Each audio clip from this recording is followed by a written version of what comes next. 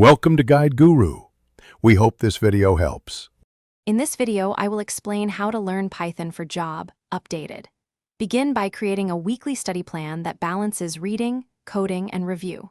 Focus on fundamentals like functions, classes, and data structures while building hands-on projects.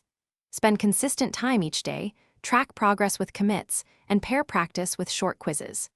Keep notes and revisit weak areas weekly to turn knowledge into practical skills employers value. Choose tools that boost productivity and mirror workplace setups for a smoother transition to a job.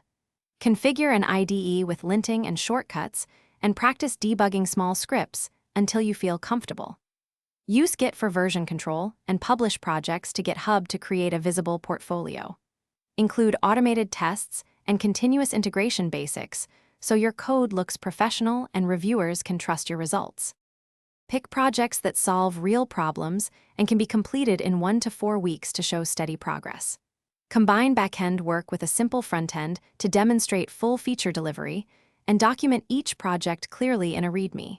Focus on code clarity, tests, and deploy at least one project so employers can run it. Tailor projects to the job role you want and highlight relevant technologies in each project description. Thanks for watching. Consider subscribing if we helped you today.